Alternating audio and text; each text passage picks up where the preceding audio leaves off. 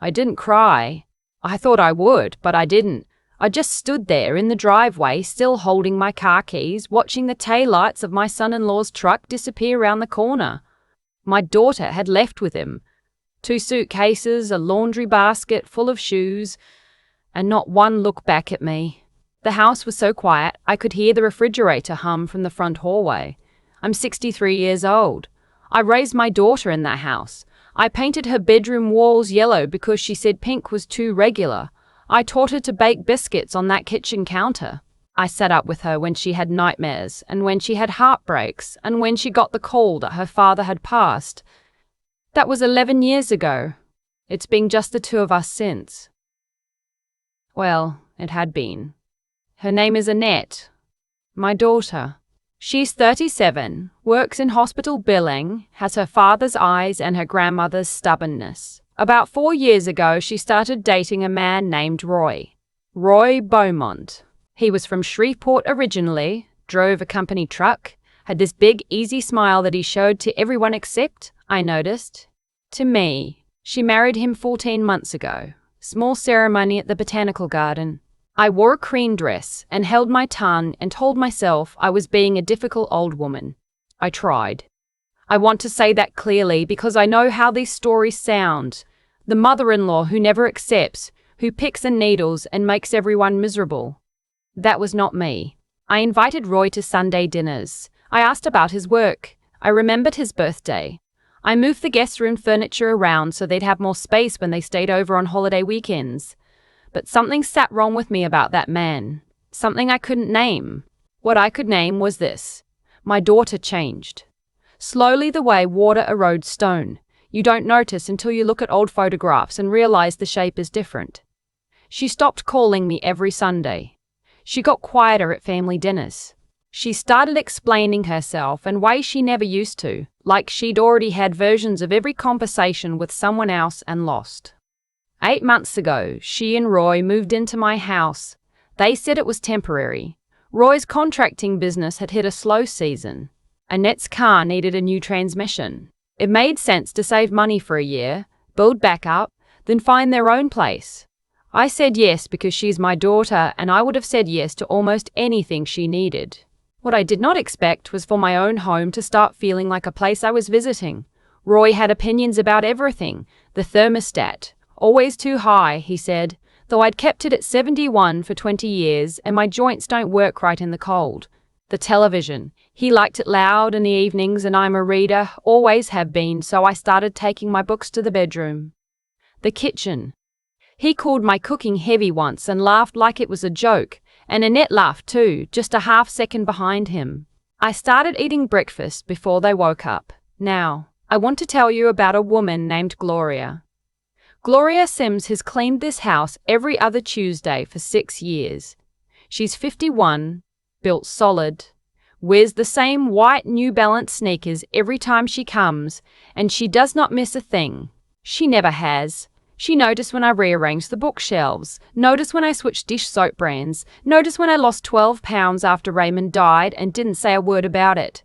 Just started leaving a little extra soup in the pot when she'd bring her lunch.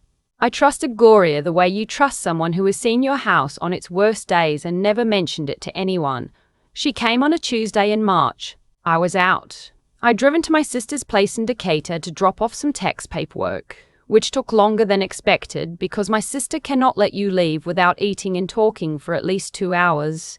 I got back around 2 in the afternoon. My phone buzzed when I was still in the car, idling at the end of my own street. It was Gloria. A text. 3 lines. Miss Orvetta. Don't come inside yet. Can you call me right now? I sat there with the engine running and my heart doing something strange. Gloria did not text like that. In 6 years, she'd texted me maybe 4 times. All of them about scheduling. Can you call me right now was not a Gloria sentence. I called. She picked up on the first ring and spoke low, like someone nearby might hear her. I need you to stay in your car, she said. I'm sorry. I know this is strange, but I found some things today and I didn't know what to do, and I've been walking around this house for 45 minutes trying to talk myself out of calling you, but I can't. Gloria. My voice came out steadier than I felt. What did you find? She was quiet for a moment. Then, I think you need to see it yourself. I took pictures. Can I send them to you? The pictures came through one by one. The first was from inside what used to be the guest room, where Roy kept some boxes stored in the closet. The closet door was open. On the shelf above the hanging bar, pushed toward the back, folders, manila folders, several of them, the kind you'd find in an office. I wasn't snooping, Gloria said. The shelf bracket came loose when I was reaching for a towel that had fallen back there. Everything slid forward. The second picture was a folder opened flat. I had to enlarge it to read. It took me a moment to understand what I was looking at. It was a printout. My name at the top. My address.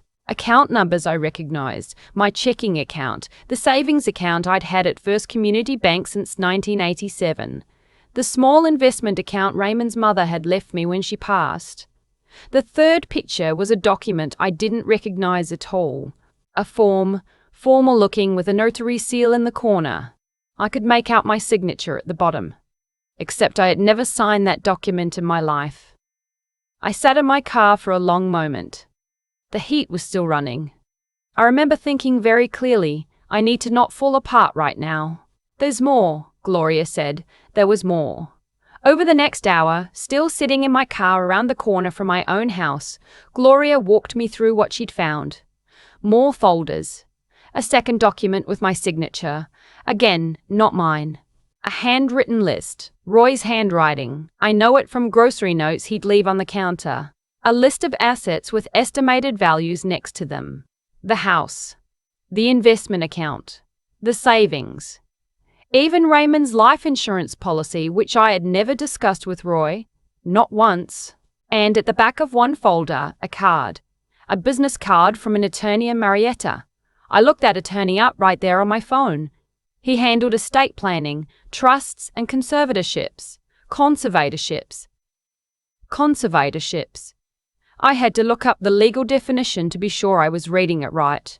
Because I'm 63, not 93. I drive myself everywhere. I manage my own finances. I read 3 books a month and I do the crossword every morning, and my doctor tells me every year that I am in excellent health for my age. But apparently someone had been building a case that I was not. Gloria had found one more thing, tucked flat against the back of the folder, a printed email chain. Between Roy and the attorney in Marietta. In one email, Roy described me as, I'm going to read this directly because I want you to understand the exact words. Increasingly confused, unable to manage daily affairs, and dependent on family assistance for basic decisions. I'm going to say this plainly, not one word of that was true. I drove around the block 3 times before I trusted myself to think straight. Then I called my son. My son Terrell lives in Memphis. He's 31, works in IT, calls me every Sunday without fail. He and Roy had met twice. Once at the wedding, once at Thanksgiving.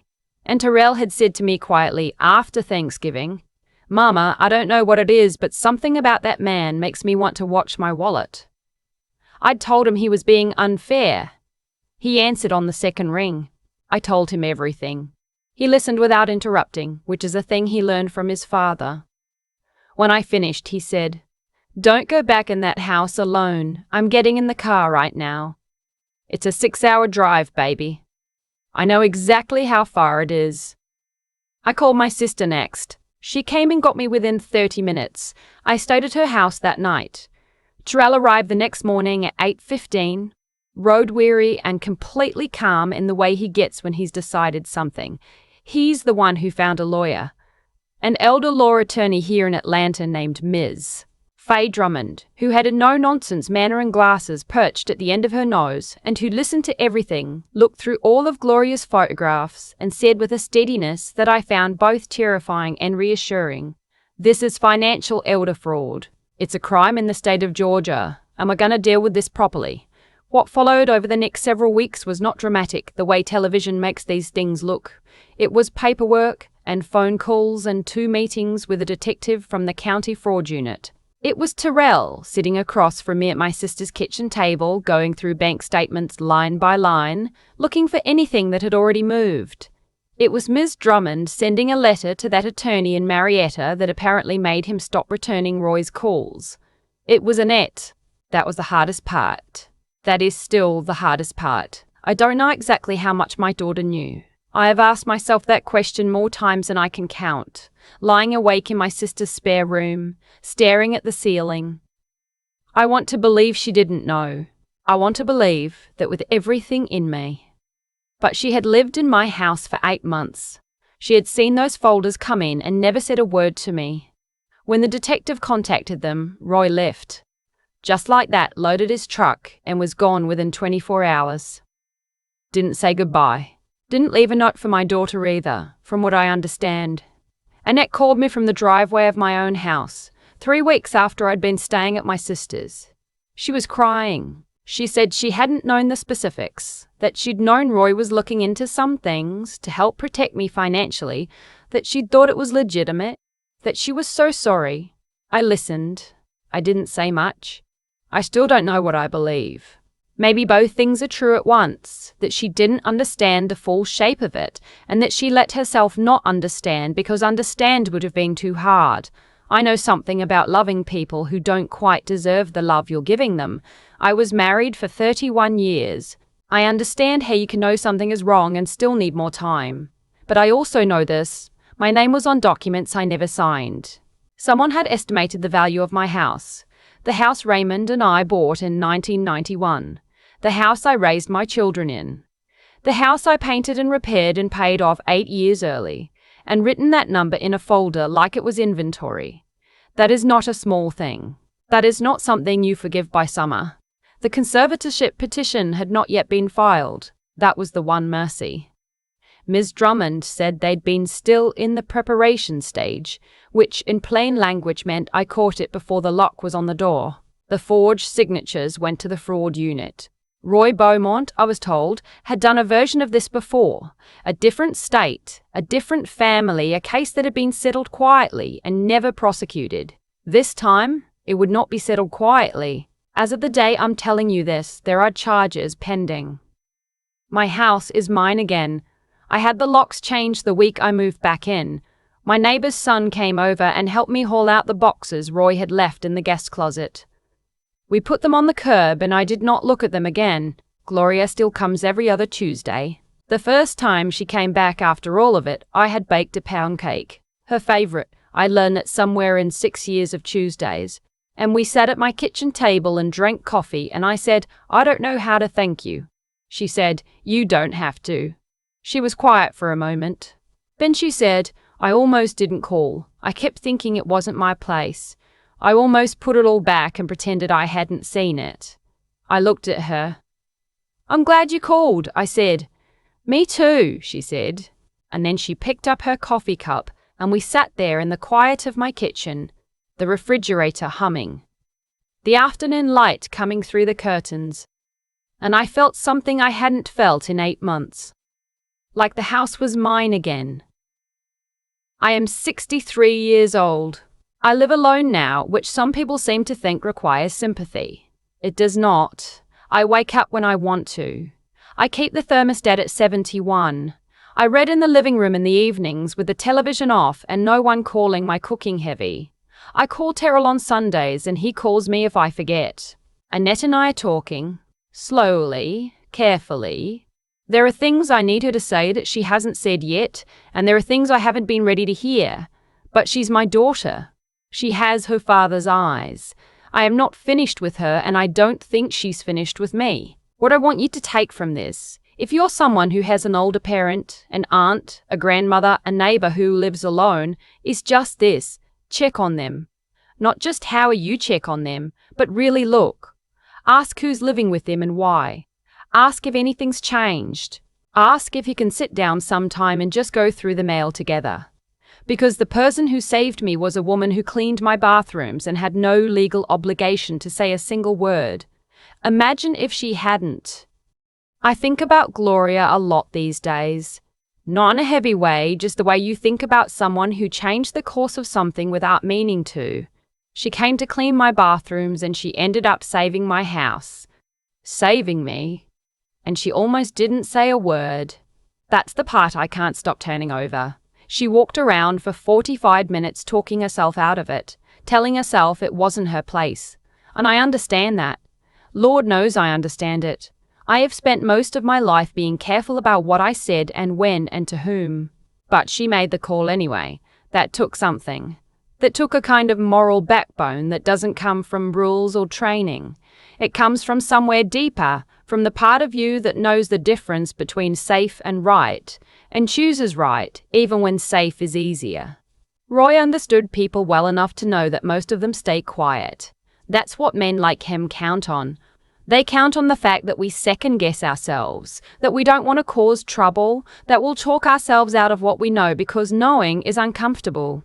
He had been careful and patient, and he had read the situation correctly, almost. He hadn't counted on Gloria. What he also hadn't counted on was Terrell. My son drove 6 hours without hesitating. Didn't wait to be asked twice. And when he sat across from me at my sister's kitchen table with those bank statements spread out between us, he wasn't angry in a way that made things worse. He was focused, methodical. He went through every line like a man who understood that falling apart wasn't going to help me. That kind of clear-headedness under pressure. That's not nothing. That's something a person builds over years. The ability to feel the fear and still think straight. I spent some time being ashamed that I hadn't seen it myself. That I'd let someone live in my house for 8 months and missed what was sitting in that closet. But I've made my peace with that mostly, because I wasn't naive. I knew something was off with Roy. I felt it from the beginning. What I didn't do was trust that feeling enough to act on it. I told myself I was being difficult. I told myself I owed my daughter the benefit of the doubt. There's a lesson in that too. Not cruelty toward myself, just honesty. Intuition is information. When something sits wrong and you can't name why, it still sits wrong for a reason. I'm 63 years old and I own my home and my name is on my own accounts and no one is speaking for me who I didn't ask to speak for me. That sounds like it should be a low bar. For most people it probably is. But I came close, closer than I like to think about, to losing all of it quietly, on paper, while I was right there in the house. What I know now that I maybe didn't fully know before is this: the people who love you the most are not always the people who protect you. Sometimes protection comes from someone who has no obligation to give it and gives it anyway. And sometimes the most dangerous thing in a room is not a stranger. It's someone who learned your routines, memorized your trust, and decided to use it. I changed my locks. I know my own finances. And every other Tuesday, I make sure there's a pound cake cooling on the counter when Gloria arrives. That's not a small thing, that's everything.